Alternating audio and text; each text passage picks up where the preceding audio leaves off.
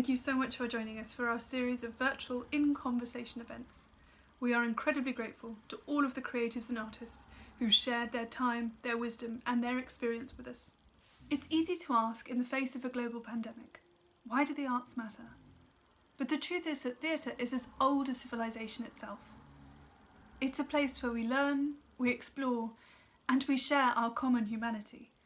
It's a pressure valve for society, a safe space in which to explore dangerous ideas. And above all, it's entertaining.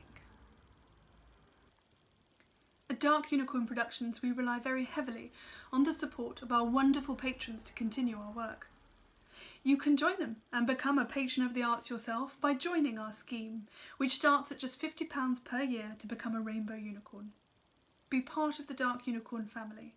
Be part of the recovery and the future of theatre. Don't let the lights go out. Become a patron today. Thank you.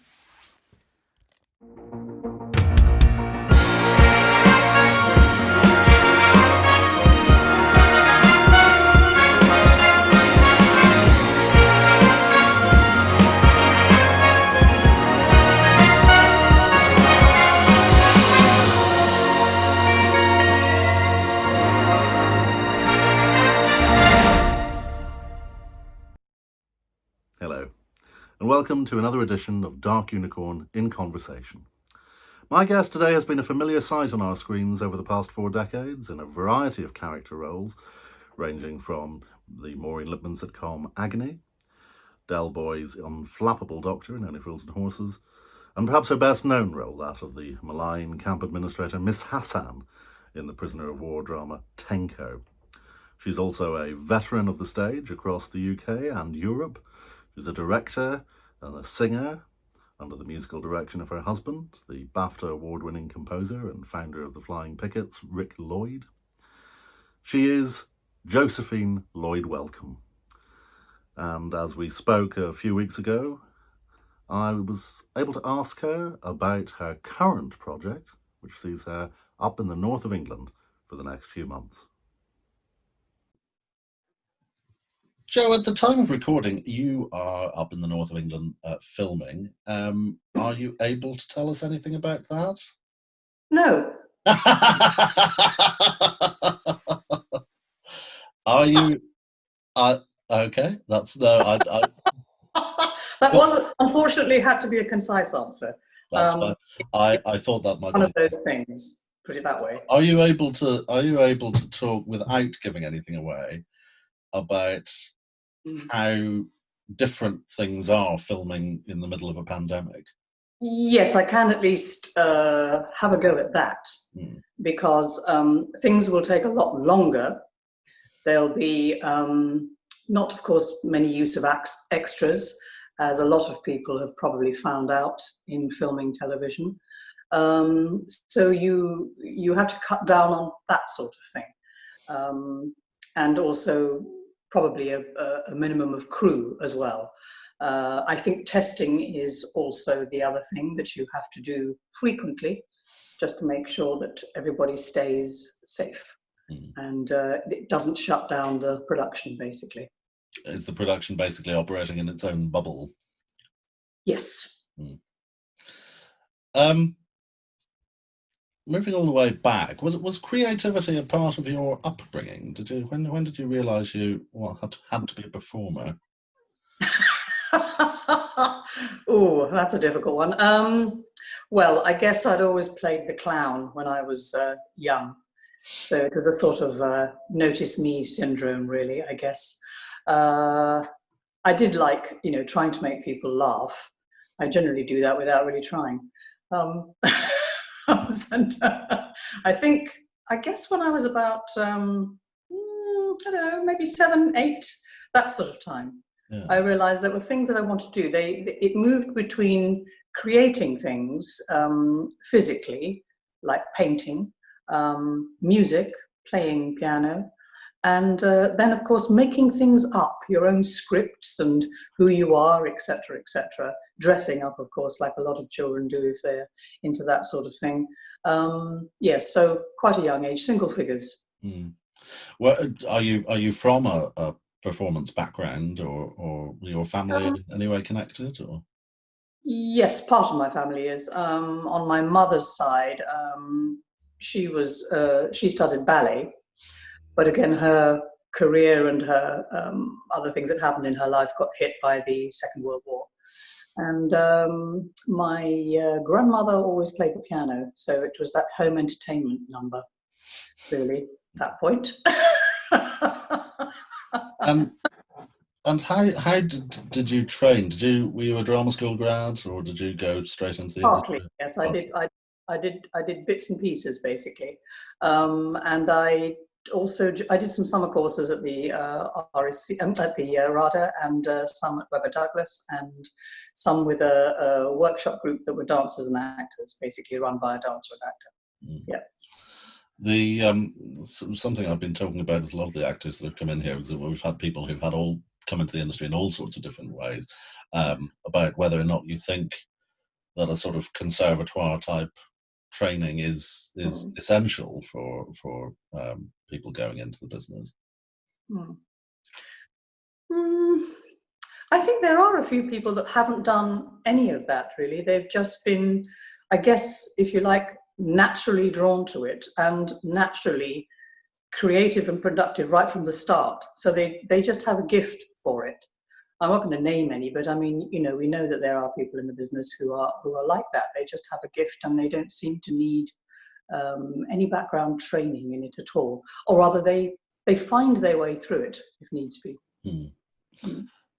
You've obviously performed in theatres and on film and television sets all over the country and beyond. When it comes to theatre, what sort of productions and roles excite you? Well, I think some of the more exciting things for me have been European theatre, with a friend of mine who's a German director. There was a sort of kind of nucleus of us that's worked for a while with him across about maybe 10 or 12 years. And I found that work very exciting because it wasn't anything I found in this country that I would be up for. And I don't think any of the productions that he eventually did here were ever done in the UK. Right. Do you find that European audiences are more open to alternative sort of artistic expressions than they are here? Does it have to be frightfully traditional to work in the UK? Yes, I guess there's a different way of working, certainly, in Europe, and we witnessed that when we went across to see George Tabori's work in Vienna and in Berlin.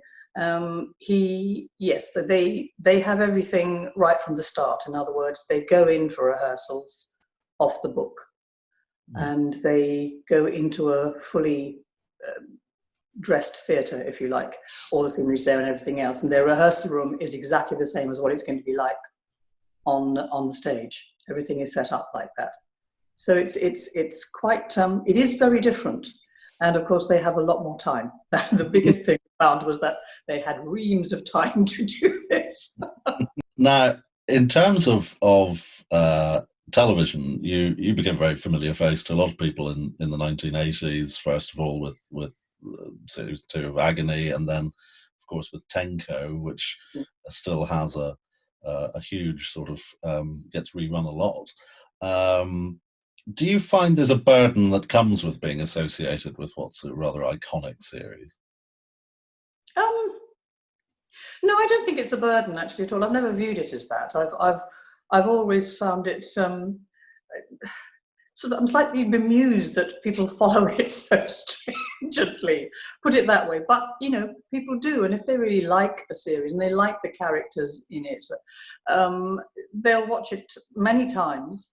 And they just become, you know, those kind of fans, I guess. There's a lot of other television productions that have great followings, you know, fans, the Doctor Who's, etc., you know. So I'm always amazed how many people will remember, and new generations coming up will follow things like Tenko that were done in the early 80s, yes. I'm always vaguely surprised. Do you do? I mean, I know that there are a lot of people from Tenko that sort of do the convention circuit and things like that. Do you do any of those? I did 2 of them actually, just appearing for somebody who had been a fan since he was a child, and then wrote a book about the whole of the making of Tenko. So we went along for that. Those of us that were able to manage it, and it was a very nice time meeting people who were fans and signing books for them, etc., and having small chats. Yes, I mean it was quite delightful, really. Yes, I was going to ask, how do you find sort of fan interaction, particularly on a site? Well, I'm not mobbed, so.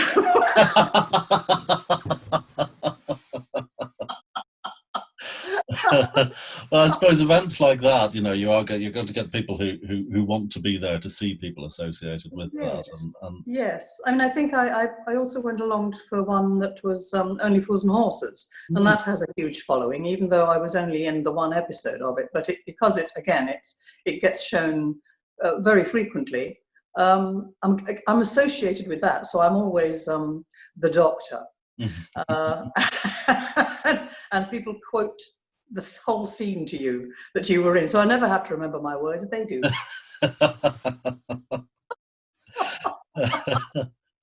Do you ever suffer from constipation? That regular as clockwork. You have plenty of roughage in your diet? Nothing but roughage. Muesli, brown bread, all that. I'm a very organic person. That's very good. Even in this day and age, you'd be surprised the number of people that still exist on fried foods and takeaways. Ew, not me, Doc. I'm like a walking grow bag. When they bury me, there'll be rhubarb everywhere within 6 months.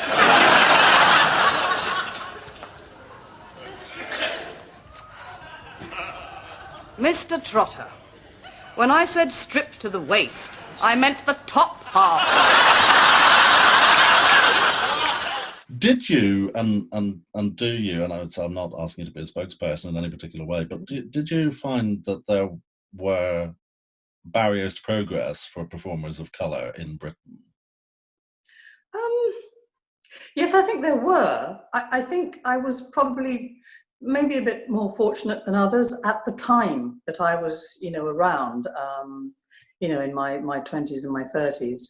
I found myself doing quite a bit of work which was, I guess, Asian orientated.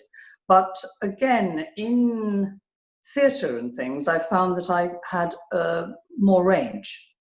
So, for instance, I mean, it didn't matter whether I was Asian or not. I was cast to play things just because they liked the look of me, or whatever it was, or I spoke in a certain way, or it was surprising that I had to really try to put on an accent if need be.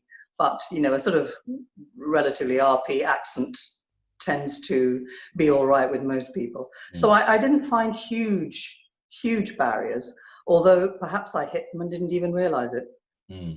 That sometimes happens. Do you sense that much has changed?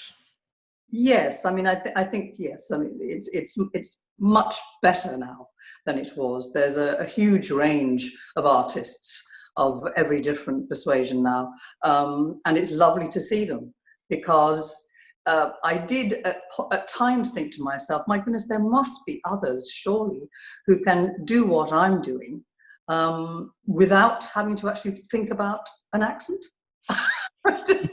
Or know how to wear this. I mean, I am talking about early days, but there were sometimes, just moments where I thought, gosh, it would be nice if there were more people around. And there are now. I find that there was a rather sort of monolithic attitude towards Asia on the part of casting directors, that it didn't really, matter that you were actually of Sri Lankan origin, that you would just get thrown into any Asian role going, or well, I guess there might have, there might have been a bit of that, but as I think mostly, as I discovered, it really is what you look like. Can you speak?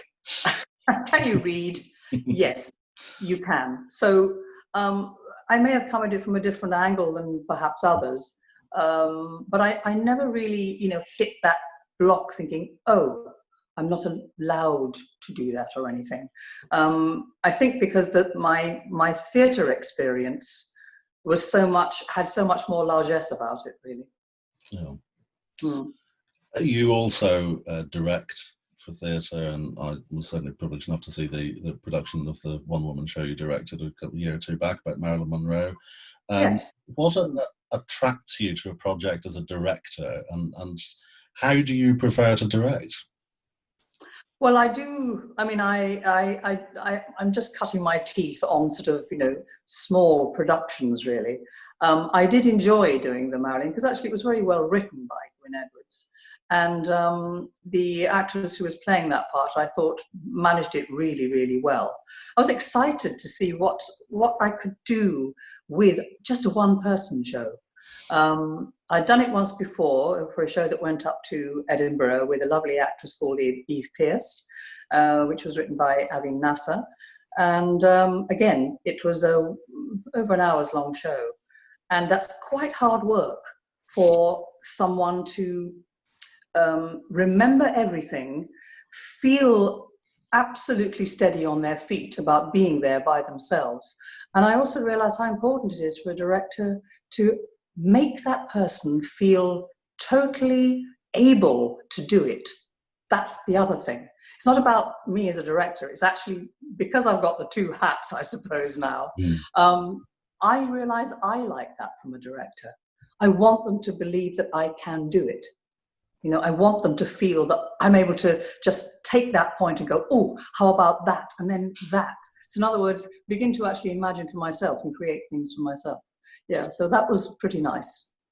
I agree entirely from that perspective as a director myself, but it's also, for me, it starts with that when I first started to direct, realizing when I sat on an audition panel and had people coming in, seeing it from the other side of it for the first time, and suddenly realizing that actually they do want you to get the job when you walk in the door. They want you to be the person who's right for the role, partly because it saves so much time, but also because it's you want people to feel confident in doing what they're doing. Yes. It would be remiss of me, of course, not to mention the work that you do as a singer as well. Most recently, as part of, and I have to give a slight plug to sort of 1960s style girl group, the Hornettes, who I've seen many times, who are an absolute treat. Book them for your functions once we all can meet again. Is there a joy to singing for you that can't be met in other types of performing? I guess there is, yes. I mean, I have done quite a few musicals anyway in trade, and I did really enjoy them. I haven't got the massive sort of West End sort of, voice or anything like that, but I do like that sort of more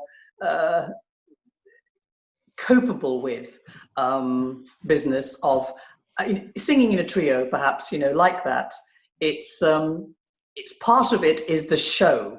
So there is that element to it, which I absolutely love, and the movement and just the joy of having a laugh, really, too, and the extreme outfits.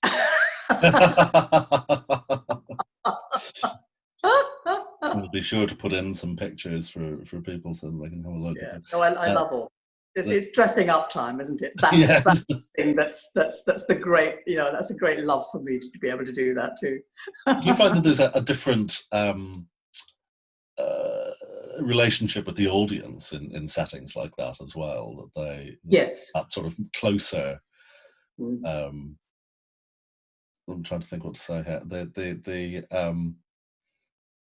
They're more willing to interact, really, aren't they? Absolutely, because again, because of the kind of songs that are being sung, pretty much the sweep of the range of people that know those songs, whether they were there at that time or whether they just learnt them, through time, is just great, because they will sing along with you and they feel as if they are part of the whole show in terms of the Hornettes.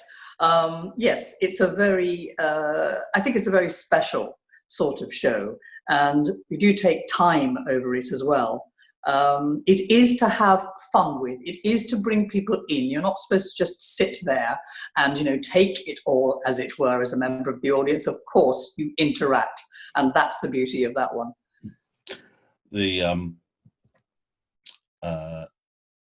You are, and this is the question we may end up cutting. You are, of course, married to the MD of the Hornettes, Ric Lloyd. Is it joyful, frustrating, or both to have two people in a relationship who are artistic creators? Do you know, it doesn't actually, not at all, in actual fact. I mean, I think the whole thing is that Ric's thing is very particular. I mean, he's composer, musician, and he has been a singer as well. And he does sing still, of course. And for me, it's a case of sometimes just acting the songs as well as just singing. He was MD for something I had done up at the Arts in ABBA some years ago. And that was the only time I thought to myself, I'm very glad I don't have to sing in this part, because he was quite, he was very strict. So that's what I will say on that. So I mean, it was just one of the moments where I thought, yes, I think I'm happy I'm not in this particular show, and it's a big show as well, that I have to sing.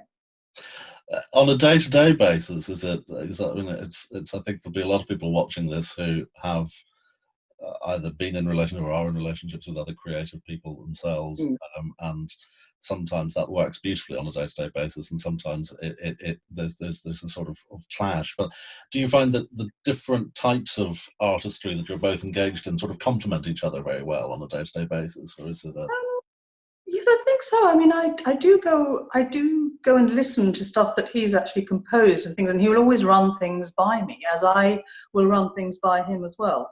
And if it's to do with a song, or if it's to do with harmonies and stuff, that I will ask, because he is the person I would go to for those sort of things. And if I'm not happy with something that I have to do, for instance, if it's for an audition or whatever, I'd say, can I have that transposed to a different key? So in those ways, there are some very complementary things that happen in that sort of relationship, and likewise, the same with him. He will run things past me, as I said, just to see how I suppose I would react to it, or B, I'm always pretty honest about what I think. I won't say, oh, it's lovely, when I think it could have been a lot better, or whatever it is, yeah. And likewise, I expect the same in the other way around. Honesty is always welcome. It's been a ridiculous sort of year for everybody, both in terms of just every day-to-day life, but also in terms of the work that we do in the arts. How have you coped with the lockdown over the last, at the time? Well, I do love reading, so I do a lot of reading, but I have taken to a bit of gardening, and growing some veg fruit, like everybody else, has suddenly become an extra in the good life. So it's oh, my tomatoes are doing so well. Let me just go and check on my asparagus. It'll take 3 years for them to grow and be edible, but never mind. And also, something I'd never done before, and I'm kind of a bit, I suppose, not ashamed, but a little bit shy to say this, is I'm baking. I've never really baked. I will cook, but I've never things, pastries and stuff like that, and breads and things like that I've not done before. So that was something to discover and kind of realize that it wasn't quite as difficult as I thought it was. Do you have a new signature bake? I do a fairly good bar brie. Well, everybody, you heard it here first. There's always a new cottage industry to be entered to. What do you still want to achieve? Oh, my goodness me. I think in terms of just life itself, there are plenty of places I still want to to go and see and visit in the world. I haven't done enough of that, I don't think. But then I think everybody says that. Well, where's top of the list then? Oh, South America. I've never been to South America. And Pacific Islands, I guess. Not been to any of those, or any of the places like Papua New Guinea and the northern bits of Australia. Plenty of other places as well, but I do like warm places. I'll say that is that's a little bit of the criteria that's involved. Not pining for the fjords then. Lovely to see from a distance, as long as you're well wrapped up. But yes, I mean, they're extraordinary places to see anyway. But just to spend some time, I think I would love to go to some of these other places. And I've never been to Cuba either. I mean, I'd want to see that too. Is there anything you still want to achieve work-wise? Work-wise, oh my gosh. Well, I always look forward to going up for parts that you can be actually more yourself than you ever have been as I've got older. There's a sort of devil may care attitude that comes in. And he said, well, you either like me or you don't. So my face either fits or it doesn't.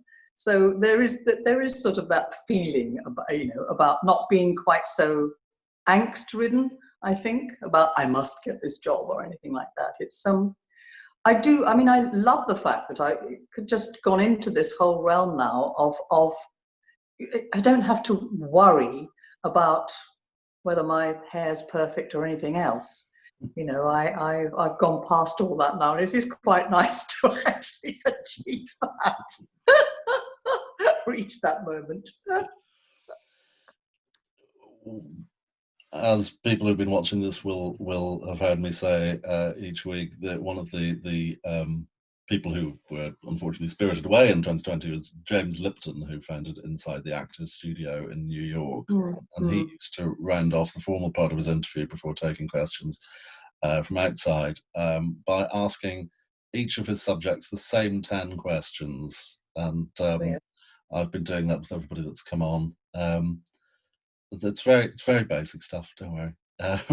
What is your favourite word? Oh. I do like the word perspicacious. And your least favourite word? Interesting. What excites you?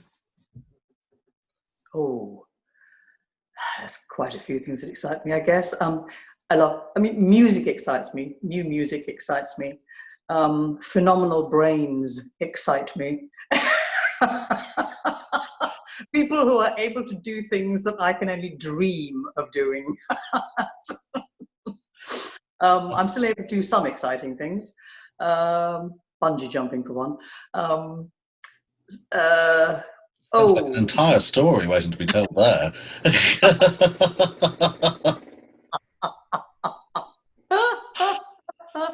What completely turns you off? Oh gosh,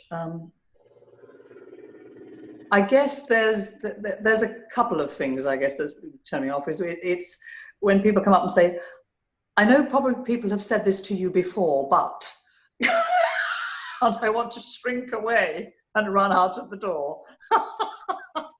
It never ends well, that sort of thing, does it?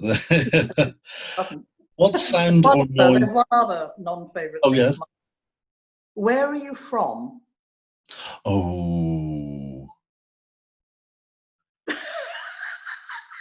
Yes, because you know that's not actually what they're asking, isn't it? Yeah. So I end up by saying Greenwich. Good for you. Oh dear. What sound or noise do you love? Oh, I've actually discovered that I love the sound of seals calling at night. That, I think, wins the prize overall for the series for being the most wonderfully original answer to that question. What sound or noise do you hate?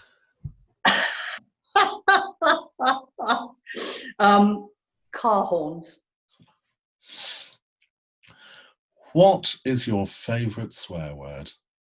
Oh. You are allowed to say that. P-O-O-P. I'm sorry? P-O-O-P. Right.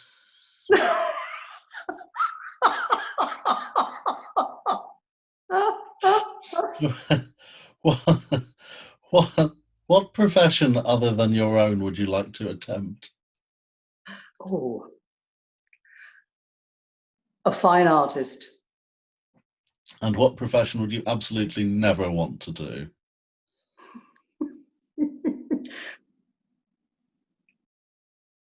A dentist.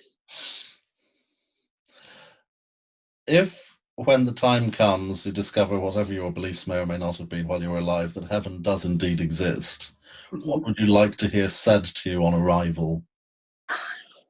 We've been waiting for you.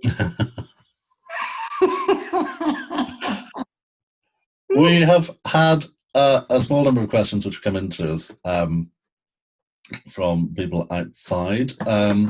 David in Birmingham starts off by asking, playing an antagonist on Tenko in a series that's all about community, did that have an impact on your relationships with other cast members, or was it purely switched on for the cameras? Oh, purely switched on for the cameras. You weren't one of these people who felt you had to isolate yourself from everybody else? No. Besides, I had Bert Quark to have a laugh with.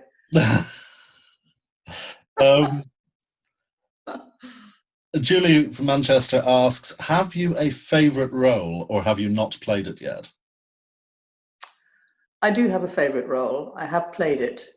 It's a character called Frau Death in a play by George Tabori called Mein Kampf Farce. Oh, do elaborate. That sounds fantastic.